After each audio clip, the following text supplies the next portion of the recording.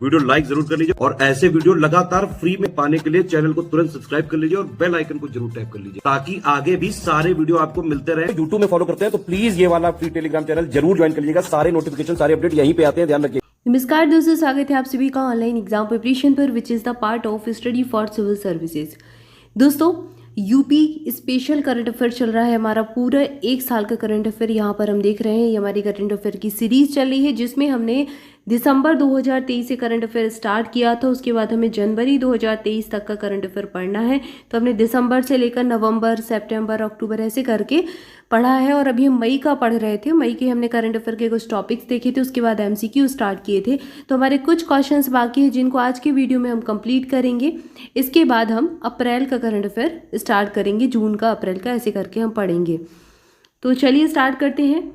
सबसे पहला प्रश्न दिया गया है, उत्तर प्रदेश माध्यमिक विद्यालय के बच्चों को विदेशी भाषा सिखाने के लिए प्रत्येक मंडल मुख्यालय के जिले में एक राजकीय विद्यालय में अगले कितने वर्षों में लैंग्वेज लैब की स्थापना की जाएगी। तो 2 साल के अंदर लैंग्वेज लैब बनाए जाने का प्रस्ताव है। 2 साल के अंदर लैंग्वेज लैब की स्थापना की जाएगी।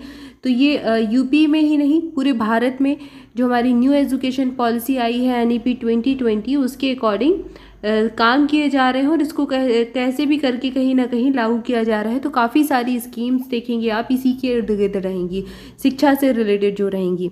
इसके बाद अगला प्रश्न है, अप्रैल 2023 में निम्नलिखित में से कहाँ पर गंगा पुष्करालु उत्सव आयोजित किया गया था। तो इस उत्सव का आयोजन जो है वाराणसी में किया गया था। प्रधानमंत्री नरेंद्र मोदी ने 29 अप्रैल 2023 को 29 अप्रैल 2023 को वीडियो कॉन्फ्रेंसिंग के माध्यम से इसका संबोधित किया था। गंगा पुष्करालु उत्सव ये कहाँ पर, वाराणसी, यूपी के वाराणसी में आयोजित हुआ था। अगला प्रश्न है, विश्व के सबसे लंबे गीत के बारे में कौन सा कथन सही है। सही कथन हमें चुनना है। मई 2023 में श्री रामचरितमानस विश्व का सबसे लंबा गीत बन गया। दूसरा है, उत्तर प्रदेश के बनारस के डॉक्टर जगदीश पिल्लई ने 138 घंटे 41 मिनट और 2 सेकंड के श्री रामचरितमानस गीत को अवधी भाषा में गाकर आवाज़ दी है। तीसरा है, इसके लिए पिल्लई जी को Guinness book of the world record से सम्मानित किया है। तो ये काफ़ी बड़ी बात है और ये तीनों ही कथन सही हैं। आपको इस चीज़ से रिलेटेड जितनी भी इंफॉर्मेशन है इसको अच्छे से ध्यान कर लेना है, अच्छे से याद कर लेना है कि इनका नाम क्या है। जगदीश पिल्लई है, ये यूपी के बनारस के रहने वाले हैं।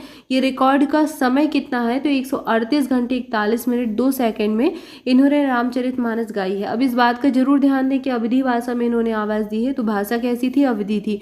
और ये Guinness book of the world record में भी सम्मानित किए गए हैं। तो और ये सबसे लंबा बन गया है 2023 में। तीनों ही कथन सही है। अगला प्रश्न है, स्कूल हेल्थ प्रोग्राम के बारे में कौन सा कथन गलत है। अब यहाँ हमें गलत कथन चुनना है। पहला कथन दिया गया है, 6 मई 2023 को उत्तर प्रदेश सरकार ने नगरीय विकास विभाग और लखनऊ स्मार्ट सिटी के तहत स्कूल हेल्थ प्रोग्राम शुरू किया। तो ये कथन सही दिया गया है। 6 मई को ये शुरू किया गया था। यह प्रोग्राम हर छात्र को गुणवत्तापूर्ण शिक्षा देने के लिए शुरू किया गया है। तो सारे जितने भी स्टूडेंट हैं उनको क्वालिटी एजुकेशन दिया जाए। NEP 2020 भी यही कहता है कि क्वालिटी एजुकेशन हमें देना है। तो इसके लिए इसको शुरू किया गया है। बच्चों के लिए डिजिटल हेल्थ कार्ड बनाने वाला उत्तर प्रदेश देश का पहला राज्य बन गया है। बहुत इंपॉर्टेंट है ये। इस पायलट प्रोजेक्ट के तहत लखनऊ स्मार्ट सिटी द्वारा लखनऊ की 3 स्कूलों में स्कूल हेल्थ प्रोग्राम शुरू किए गए हैं। ये सभी कथन सही है, कोई भी गलत नहीं है। तो उपयुक्त में से कोई नहीं हमारा उत्तर हो जाएगा। अगला प्रश्न है, कौन सा कथन गलत है। मई 2023 में कोयला मंत्रालय ने उत्तर प्रदेश के बनारस हिंदू विश्वविद्यालय यानी कि BHU के वैज्ञानिकों को ग्रीन एनर्जी पर अपनी तरह देश का पहला महत्वाकांक्षी प्रोजेक्ट दिया है। तो ग्रीन एनर्जी का एक प्रोजेक्ट मिला है और ये पहला है, ये बनारस यूनिवर्सिटी को मिला है। इस प्रोजेक्ट के अंतर्गत वैज्ञानिक कोयले को जमीन के अंदर इसकी मूल स्थिति में ही मीथेन में परिवर्तित करने की दिशा में शोध करेंगे। तो उस पर रिसर्च काम किया जाना है कि कोयले को जमीन के अंदर ही मीथेन में चेंज कर दिया जाए, कन्वर्ट कर दिया जाए। तो इनमें से कोई गलत नहीं है, दोनों ही सही है कथन। इसके बाद अगला प्रश्न है, मई 2023 में उत्तर प्रदेश के किस जिले में राज्य का पहला सस्टेनेबल एरोमा क्लस्टर बना है। ये लॉन्च किया गया है। ये बाराबंकी में लॉन्च हुआ है। CSIR central institute medicinal and aromatic plants Lucknow ने उत्तर प्रदेश के बाराबंकी जिले के भगौली इलाके में प्रदेश का पहला सस्टेनेबल एरोमा क्लस्टर लॉन्च किया है। ये यूपी का पहला है। इसके बाद चलिए अगला प्रश्न देखते हैं। अगला प्रश्न है, यहाँ पर इसकी डिटेल दी गई है और ये वर्डिंग थोड़ा सा देख लें। कोयले का वायु मेथेनाइजेशन ये किया जाना है। इसका अर्थ क्या है, कुछ सूक्ष्म जीवों का उपयोग करके कोयले को उसकी प्राकृतिक स्थान पर ही मीथेन में परिवर्तित करना। इसके बाद अगला प्रश्न है, निम्नलिखित में से कौन सा कथन सही है। पहला कथन दिया गया है, मई 2023 में उत्तर प्रदेश के मुख्यमंत्री योगी आदित्यनाथ जी ने घोषणा की कि प्रदेश की राजधानी लखनऊ में एक pharmaceuticals research and innovation centre की स्थापना की जाएगी। दूसरा कथन दिया गया है, हाल ही में भारतीय प्रौद्योगिकी संस्थान बनारस हिंदू विश्वविद्यालय वाराणसी में बच्चों को 360 डिग्री सुरक्षा देने के लिए एक बेबी केयर रोबो तैयार किया गया है, जो आर्टिफिशियल इंटेलिजेंस और मशीन लर्निंग तकनीक और वैक्यूम क्लीनर से लैस देश का पहला रोबोट है। तो ये दोनों ही कथन इसके बारे में सही हैं, दोनों ही कथन हम सही चुन लेंगे। अगला प्रश्न है, उत्तर प्रदेश के 11 नगर निगमों में जल्द ही ना थ्रो ट्रिपल आर सेंटर स्थापित किए जाएंगे और निम्नलिखित में से कौन सा एक नगर निगम इसमें शामिल नहीं है। तो ये कहाँ कहाँ पर किए जाने हैं, कानपुर, गाजियाबाद, लखनऊ शामिल है, शाहजहांपुर नहीं है, तो ये अलग कर लेंगे। अब 11 नगर निगमों में कौन है, लखनऊ है, कानपुर है, वाराणसी है, मेरठ है, आगरा, गाजियाबाद, प्रयागराज, अलीगढ़, बरेली, मुरादाबाद और सहारनपुर में जल्द ही ना थ्रो ट्रिपल आर सेंटर स्थापित किए जाएंगे। इन केंद्रों के माध्यम से लोग अपने घरों की निष्प्रयोज्य सामग्री, जैसे पुराने कपड़े हो गए, निष्प्रयोज्य मतलब जिनका यूज़ नहीं कर रहे हैं, पुराने कपड़े हुए, किताबें हुई पुराने खिलौने, इलेक्ट्रिकल्स और इलेक्ट्रॉनिक उपकरण, मशीनरी आदि दे सकेंगे। तो अब यहाँ पर ये जमा की जाएंगी, जैसे कि पहले क्या हुआ था, एमपी में और भी देश में कई इलाकों में एक नेकी की दीवार नाम से एक प्रोजेक्ट चलाया गया था। नेकी की दीवार बनती थी, जिसके घर में कोई भी उपयोग की चीज़ नहीं है और वो अच्छी कंडीशन में है, तो वो वहाँ जाकर वो रख सकता था। और इससे क्या होता था, कोई भी दूसरा व्यक्ति जिसको वहाँ से कुछ सामान लेना है तो वो वहाँ से ले सकता था। तो उसी से लगभग मिलता जुलता ये प्रोजेक्ट चलेगा। कहाँ पर, ना थ्रो मतलब कोई भी चीज़ फेंकना नहीं है, तो इस प्रकार से ये प्रोजेक्ट चलेगा। और इसमें सहारनपुर है, शाहजहांपुर नहीं है। कानपुर, गाजियाबाद, लखनऊ है, 11 नगर निगमों में ये चलाया जाएगा। अगला प्रश्न है, उत्तर प्रदेश के पहले Bharat Nepal integrated check post के संबंध में कौन सा कथन गलत है। मई 2023 में उत्तर प्रदेश के पहले Bharat Nepal integrated check post का निर्माण नेपाल बॉर्डर पर रुपईडीहा बहराइच में किया गया है। दूसरा है, बहराइच में उत्तर प्रदेश का प्रथम लैंड पोर्ट भी विकसित किया जाएगा और ये कहाँ पर, बहराइच में किया जाना है, ये चीज़ जरूर याद रखें। इसके बाद अगला कथन है, भारत नेपाल चेक पोस्ट पर 100 फुट का तिरंगा भी लहराया गया और जो कि किसी बॉर्डर पर लगा सबसे विशाल की झंडा है। तो ये काफ़ी इंपॉर्टेंट है, ये तीनों ही कथन सही है, कोई भी गलत नहीं है। तो भारत नेपाल चेक पोस्ट पर 100 फुट का तिरंगा भी लगाया गया है। अगला प्रश्न दिया गया है, कौन सा कथन सही है, सही कथन चुनना है।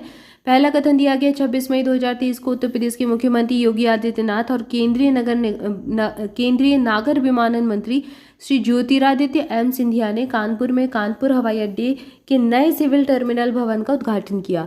दूसरा कथन है, अयोध्या में एक वैश्विक पर्यटन हॉटस्पॉट के रूप में उत्तर प्रदेश सरकार भगवान राम की कहानी सुनाने के लिए डिज्नीलैंड पर आधारित एक थीम पार्क रामा लैंड विकसित करने की योजना बना रही है। तीसरा कथन है, मई 2023 में उत्तर प्रदेश सरकार ने राज्य के 18 जिलों को महिलाओं के लिए सुरक्षित माहौल सुनिश्चित कराने के लिए सेफ सिटी के रूप में विकसित करने की घोषणा की है। तो 18 जिलों को सेफ सिटी के रूप में विकसित किया जाएगा, महिलाओं के लिए वो सुरक्षित माहौल रहेगा। ये सारे ही कथन सही है। ये अब सेफ सिटी प्रोजेक्ट पहले भी पढ़ चुके हैं और ये कथन भी तीनों ही सही दिए गए हैं, उपयुक्त सभी सही कथन चुन लेंगे। अगला प्रश्न है, कौन सा कथन गलत है, हमें गलत कथन चुनना है। मई 2023 में उत्तर प्रदेश के सरकारी स्कूलों में युवा संबंधी गतिविधियों के संचालन के लिए 10,000 रुपये दिए जाने की घोषणा की गई। अगला कथन दिया गया है, मई 2023 में उत्तर प्रदेश के पर्यटन विभाग ने 60 करोड़ की लागत से एक डिजिटल कुंभ म्यूजियम बनाने का प्रस्ताव रखा है। यहाँ पर दोनों ही कथन सही है, कोई भी गलत नहीं है, तो उपयुक्त में से कोई नहीं चुन लेंगे। अगला प्रश्न है, उत्तर प्रदेश के ललितपुर जिले में प्रदेश के पहले फार्मा पार्क का निर्माण किया जाएगा। तो ललितपुर में किया जाना है, ये चीज़ याद रखें, दोनों ही यहाँ सही है कथन। दूसरा कथन दिया गया है, मई 2023 में भारतीय राष्ट्रीय राजमार्ग प्राधिकरण यानी कि NHAI, नेशनल हाईवे अथॉरिटी जो होती है हमारी अथॉरिटी ऑफ इंडिया, इन्होंने उत्तर प्रदेश में गाजियाबाद अलीगढ़ एक्सप्रेसवे पर 100 घंटे में 100 किलोमीटर की तारकोल सड़क बिछाकर वैश्विक रिकॉर्डिंग वर्ल्ड रिकॉर्ड अपने नाम किया है। तो ये दोनों ही कथन सही है। तो ये कहाँ पर बिछाया गया, ये याद रखें, गाजियाबाद से अलीगढ़ एक्सप्रेसवे पर। तो यहाँ पर हमने मई 2023 का करंट अफेयर कंप्लीट कर लिया। इसके बाद अप्रैल का स्टार्ट कर रहे हैं हम। तो अप्रैल 2023 की करंट अफेयर के टॉपिक्स हम पढ़ेंगे, जिसमें हम सबसे पहले नियुक्तियां देखेंगे। तो एक नियुक्ति हुई है पंकज सिंह, इनको भारतीय साइकिलिंग महासंघ का अध्यक्ष बनाया गया है। नोएडा के भाजपा विधायक और केंद्रीय रक्षा मंत्री राजनाथ सिंह के पुत्र पंकज सिंह को भारतीय साइकिलिंग महासंघ का अध्यक्ष बनाया गया है। पंकज सिंह का नाम याद रखें। अब यहाँ पर अवार्ड्स पढ़ रहे हैं। राष्ट्रीय पंचायत पुरस्कार 2023 ये दिया गया है, किसको दिया गया है? ग्राम पंचायत हंसोदी औशानपुर सिद्धार्थनगर को मिला है। और एक और ग्राम पंचायत है मिलक अमावती, ये मुरादाबाद की, इनको मिला है। दिया किसने है? पंचायती राज मंत्रालय ने, और राष्ट्रपति श्रीमती द्रौपदी मुर्मू जी के द्वारा इसको वितरित किया गया। इससे संबंधित जानकारी कुछ है, जैसे कि सिद्धार्थनगर जिले के भामापुर ब्लॉक की ग्राम पंचायत हसुंदी औशानपुर को बाल हितैषी पंचायत की श्रेणी में राष्ट्रीय स्तर पर दीनदयाल उपाध्याय पंचायत सतत विकास पुरस्कार से सम्मानित किया गया है। वहीं मुरादाबाद जिले की दिलारी ब्लॉक की ग्राम पंचायत मिलक अमावती को सभी 9 LSDG विषयों और हरित पहल संबंधी विशेष श्रेणियों में समग्र प्रदर्शन हेतु नानाजी देशमुख सर्वोत्तम पंचायत सतत विकास पुरस्कार प्रदान किया गया है।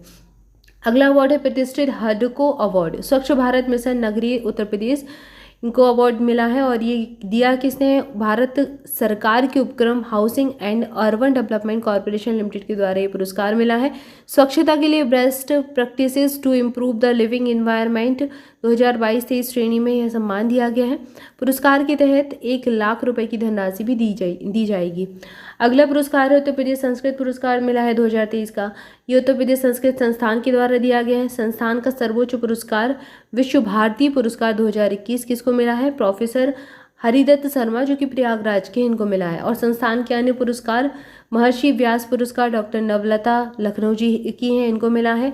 महर्षि नारद पुरस्कार प्रोफेसर धर्मदत्त चतुर्वेदी, ये वाराणसी के, इनको मिला है।